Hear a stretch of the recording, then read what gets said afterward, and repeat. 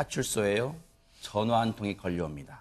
뭔가 심상치 않은 일이 벌어진 걸까요? 손정혜 변호사님. 지난 4일 새벽 6시 반경이었습니다. 노년파출소로 굉장히 다급한 신고 전화 한 통이 들어오는데요. 아하. 한 남성이 여성을 때리고 있다. 이런 아이고. 신고 전화였습니다. 네. 그리고 피를 흘리고 있다라고 이야기를 해서 곧바로 경찰이 현장으로 출동을 하는데요. 네. 출동했는데 노년초등학교 인근에서 봤다라고 하지만 피해자도 아무도 없었습니다. 혹여 장난 전화라고 생각할 여지도 있었는데 네. 경찰에서 포기하지 않았습니다. 샅샅이 그 동네를 찾아서 수색을 해서 이 사람들을 찾기 위해서 노력을 했고요. 네. 거의 10분 동안 그 골목 인근을 찾아다녔다고 합니다. 네. 그래서 한 200m 떨어진 곳에서 한 경찰관이 여기에 운동복 상의와 주민등록증 그리고 휴대전화가 있습니다. 라고 발견을 한 소식을 전했습니다. 네. 뭔가 심상치 않아요. 이 정황만 봐도요. 그런데 김복준 의원님 더 심상치 않은 뭔가도 발견됐다면서요, 현장에서. 예, 그러니까 그 현장에서 운동복 상의가 발견됐다고 그랬잖아요. 네. 그거는 그 여성을 폭행하는 과정에서 잡아 끌으면서 벗겨진 거예요. 이거는 뭐 경찰관이라면 누구나 인식할 수 있는 거고요. 그다음에 이제 그 여성의 그 휴대폰도 발견이 됐고 요즘에 휴대폰 일반 뭐 누구나 이거 손에서 놓지 않거든요. 맞아요. 네. 손에서 휴대폰을 놨다면 이건 굉장히 다급한 상황이었다는 걸 추정할 수 있고 그다음에 신분증이 있었을 거예요. 그렇다면 현장에서 발견된 소지품 거기에다가 현장에 떨어져 있는 이른바 얘기하는 핏자국, 혈흔이 있다면 이거는 소지품을 놓고 갈 정도가 되면 누구한테 끌려갔다는 얘기고 끌려갔다는 거는 납치 범죄를 의심해 봐야 되는 거고요. 그다음에 혈흔은 결국 납치하는 과정에서 무자비한 폭력이 존재한다는 뜻이잖아요. 경찰 입장에서는 아마 머리가 쭉 있었을 거예요. 이건 굉장히 위험한 상황이라고 생각했을 겁니다. 결국 박성배 변호사님, 이 현장에 있던 물건들이 지금 어떤 사건이 벌어지고 있는가를 분명히 말해주고 있었네요, 그러면. 초동 조치를 취하는 지구대 경찰관의 역할이 얼마나 중요한지를 보여주는 사건 같습니다. 혈흔이 발견됐다. 이건 보통 사건이 아니죠. 단서를 하나하나 찾아 나가야 됩니다. 주변을 샅샅이 골목 하나하나 찾다 보니까 또 다른 혈흔을 발견합니다. 그곳 200m 떨어진 빌라 앞에까지 혈흔이 발견되는데 그렇다면 빌라 안으로 들어간 것이다. 가해자와 피해자는 분명히 이 안으로 들어갔을 것이다 라고 직감을 합니다. 들어가 보니 101호가 의심스러워요. 혈흔이 이어져 있었거나 아니면 같이 간 흔적이 101호에 이어져 있었을 것입니다. 그런데 문을 두드려도 안 나와요. 아하, 이건 이 안에서 뭔가가 벌어지고 있다는 걸 직감하게 된 거죠. 그러면 이때가 6시 반에 신고가 들어왔고 101호 빌라까지 가는 시간을 감안하면 오전 7시경일 겁니다. 경찰은 그대로 있을 수 없죠. 죄송하지만 주변에 자고 있을지도 모를 이웃들한테 다 수소문을 한 거예요. 건물 관리인 좀 찾아주십시오. 그러니까 건물 관리인하고 통화가 됐습니다. 그런데 이미 신고 또는 피해 여성의 신분증은 확보돼 있죠. 주민등록증이 있으니까 혹시 이 사람 이 빌라에 삽니까? 삽니다. 101호 맞습니까? 101호 맞습니다. 이 피해자가 101호에 들어갔구나. 그리고 가해자와 같이 있기 때문에 못 나오는 것이구나라는 걸 확정을 한 겁니다. 열어라. 인기척이 없어요. 강제로 문을 열겠다라고까지 이르게 됩니다.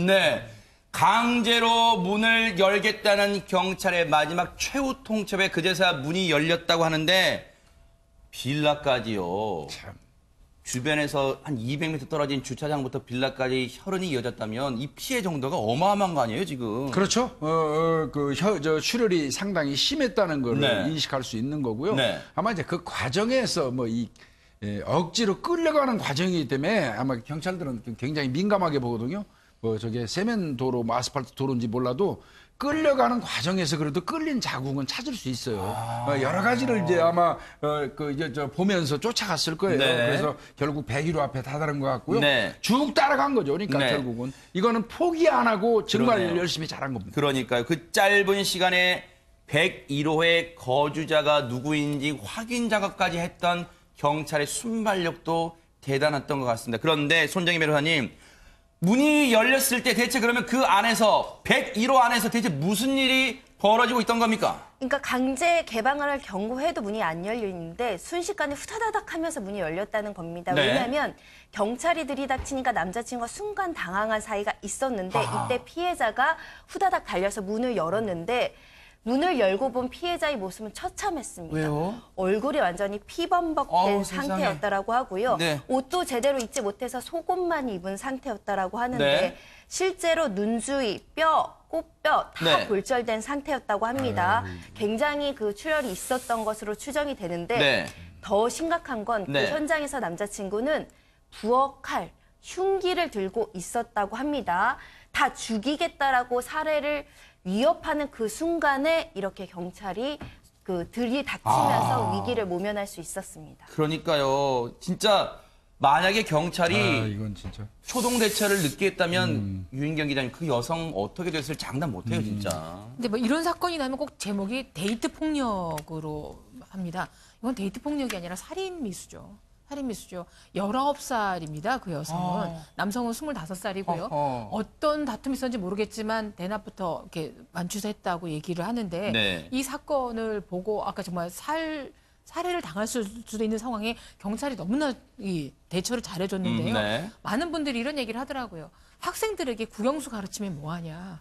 지금 이렇게 데이트 폭력이 3일에 한 번꼴로 네. 뭐 죽음에 이르기도 하는데 네. 유치원 때부터 정말 인성교육, 네. 서로 배려하는 교육 이런 거 시키지 않고서는 네. 이거 뭐 결혼도 안 할 거고 네. 애도 안 낳을 거고 뭐 저출산 인기 문제가 아니고요. 제대로 된 이성에 대한 네. 교육부터 시켜야 된다 생각이 듭니다. 지금 정말 좋은 말씀 해주신 게요. 김복준 의원님. 예. 김복준 의원님도 평소 강조했던 게 이런 걸 데이트 폭력으로 뭉뚱그리는 표현이 이 부적절하다는 지금 네. 많이 하셨잖아요. 예, 데이트 폭력이라는 용어는 없어져야 돼요. 가중 처벌하는 요인이 없다면 네. 데이트 폭력이라는 이름을 쓰면 일견 얼핏 들으면 사귀는 사이에 일어날 수 있는 사소한 분쟁으로 오인할 수 있어요. 아하. 사랑하니까. 그러니까 가정폭력 특례법처럼 가중 처벌하는 요소, 그걸 진행하는 과정, 지원 체계가 확립된다면 네. 데이트 폭력이란 말을 써도 되지만 아하. 데이트 폭력이라는 폭력 죄명을 없어요, 그거는. 네. 그리고 일반 형법으로 처리하거든요. 네. 그렇다면 데이트 폭력이란 말을 쓰면은 아하. 오히려 어떤 폭력의 강도를 희석시키는 그 그럴 것 뉘앙스를 같아요. 준다. 네. 그러니까 저는 근데 네. 일부 미국이라든지 이거 일부 국가에서는 솔직히 얘기해서 이제 이른바 얘기하는 데이트 폭력 가중 처벌하는 그 법을 두고 있거든요. 아, 그래요? 우리나라도 신속히 어떤 그런 입법 체계가 구축될 때가 됐습니다. 네.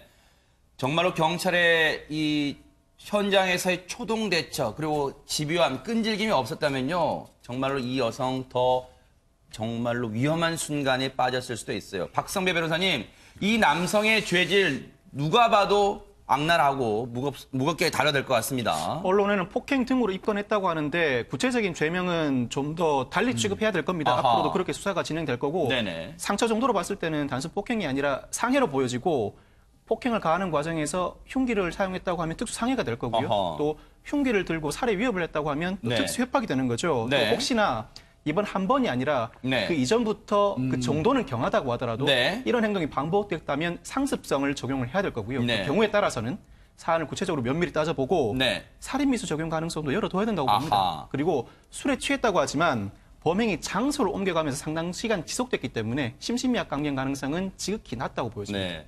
그런데요, 이 사건 곰곰이 시간을 거슬러 올라가 보면요, 손정혜 변호사님, 전화 신고 한 통에서 시작이 됐어요. 주변 분들이 그럼요. 신고하지 않았다면 맞아요. 이 여성 정말로 위험한 순간에 빠질 수 있었습니다. 네, 그 신고와 경찰이 집요한 책임감이 한 사람을 살렸다라고 평가할 수 있을 것 같은데요.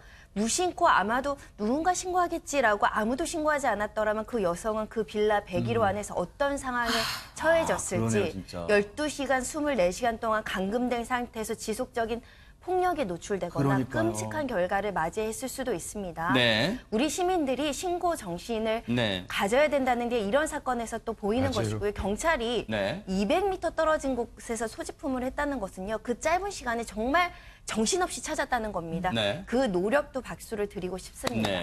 이게 앞서 말씀해 주신 데이트 폭력이라는 표현을 쓰지 말자는 것, 저는 이게 일맥상통하다 보는 게 김복준 의원님, 우리가 흔히 방관자 효과라고 있잖아요. 네, 에이, 네. 다른 사람이 신고하겠지. 특히 남녀 사이의 문제니까 에이, 둘이 뭐 연인이겠지, 알아서 하겠지. 이런 방관자 효과는 정말로 있어서는 안 됩니다. 절대 안 되죠. 네. 그래서 제가 늘 뭐 방송에서 말씀드리지만 내가 어떤 그 일정한 피해를 당하고 있을 때 그 주변에 많은 사람들이 있으면 네. 누군가 알아서 그냥 입으로 신고해 주세요, 신고해 주세요 얘기하면 그 중에 누군가가 신고해 줄 걸로 믿는 거는 굉장히 그 착각이에요. 네. 지정해야 돼요, 지정. 예, 저기 옆에 빨간 모자 쓰신 분 네. 신고 좀 해주세요. 그렇게 하는 저기 거예요? 저 노란 바지 입으신 분 신고 좀 해주세요 하면 지정을 받은 사람은 심리적인 압박을 느끼게 되고 신고하는 확률이 압도적으로 높다는 네네. 연구 결과가 있어요. 아하. 그러니까 그냥 막연히 신고해 주세요 하는 건 아니에요.